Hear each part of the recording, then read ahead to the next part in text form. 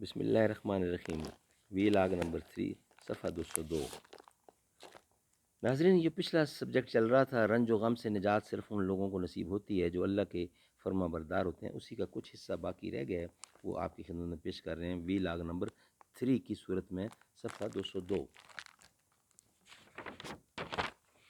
کتاب کا نام ہے معارف القرآن، حدیث معارف القرآن جلد نمبر 1، سورۃ الفاتح سے لے کر سورۃ البقرہ، پارہ اول سے پارہ تیسرا، رکوع 8واں۔ مفتی اعظم پاکستان حضرت مولانا مفتی محمد شفیع صاحب رحمۃ اللہ کی کتاب ہے، ہم آپ کی خدمت میں پیش کر رہے ہیں وی لاگ نمبر 3۔ یوں تو تم سید بھی ہو، مرزا بھی ہو، افغان بھی ہو، تم سبھی کچھ ہو، بتاؤ تو مسلمان بھی ہو۔ جو بچنا ہو غموں سے آپ کا دیوانہ ہو جائے۔ اس آیت میں اللہ والوں سے خوف و غم کی نفی کرنے سے مراد یہ ہے کہ دنیا کی کسی تکلیف یا کسی خواہش و مراد پر ان کو خوف و غم نہ ہوگا۔ آخرت کی فکر و غم اور اللہ جل شانہ کی ہیبت و جلال تو ان پر اور سب سے زیادہ ہوتی ہے۔ اسی لیے رسول کریم صلی اللہ علیہ وسلم کی شان میں یہ آیا ہے کہ آپ اکثر غمگین اور متفکر رہتے تھے۔ وجہ یہی ہے کہ آپ کا یہ فکر و غم کسی دنوی نعمت کے فوت ہو جانے یا کسی مصیبت کے خطرے سے نہیں، بلکہ اللہ جل شانہ کی ہیبت و جلال سے اور امت کے حالات کی وجہ سے تھا۔ نیز اس سے یہ بھی لازم نہیں آتا کہ دنیا میں جو چیزیں خوفناک سمجھی جاتی ہیں ان سے انبیاء و اولیاء کو بشری طور پر تبھی خوف نہ ہو، کیونکہ حضرت موسیٰ علیہ السلام کے سامنے جب لاٹھی کا سام بن گیا تو ان کا ڈر جانا قرآن مجید میں مذکور ہے۔ فَأَوْجَسَ فِي نَفْسِهِ خِیفَةً مُوسیٰ، کیونکہ یہ فطری اور طبی خوف ابتدائی حال میں تھا۔ جب اللہ نے فرمایا لا تخف تو یہ ڈر بالکل نکل گیا، اور یہ بھی کہا جا سکتا ہے کہ حضرت موسیٰ علیہ السلام کا یہ خوف عام انسانوں کی طرح اس بنیاد پر نہ تھا کہ یہ سانپ ان کو کوئی تکلیف پہنچائے گا، بلکہ اسی لیے تھا کہ بنی اسرائیل اس سے کہیں گمراہی میں نہ پڑ جائیں۔ تو یہ خوف ایک قسم کا اخروی خوف تھا، اخروی خوف۔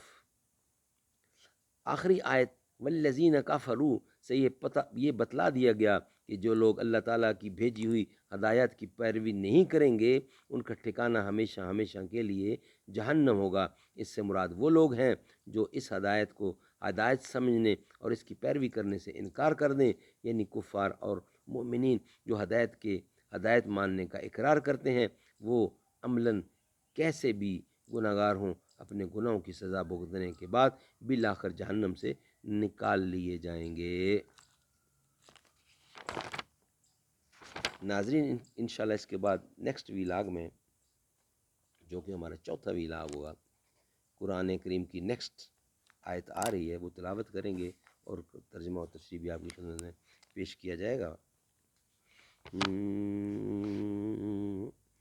در نبی پر یہ عمر بیتے ہو، مجھ پہ لطف دوام ایسا، مدینے والے کہیں مقامی ہو ان کے در پر قیام ایسا۔ در نبی پر یہ عمر بیتے ہو، مجھ پہ لطف دوام ایسا، مدینے والے کہیں مقامی ہو ان کے در پر قیام ایسا۔ بلال تجھ پر جس نثار جاں ہو، بلال تجھ پر نثار جاں ہو کہ خود نبی نے تجھے بلایا، نصیب ہو تو نصیب ایسا، غلام ہو تو بلال جیسا۔ بلال تجھ پر نثار جاں ہو کہ خود نبی نے تجھے بلایا، نصیب ہو تو نصیب ایسا، غلام ہو تو غلام ایسا۔ نماز اقصا میں جب پڑھائی تو انبیاء اور رسل یہ بولے، نماز ہو تو نماز ایسی، امام ہو تو امام ایسا۔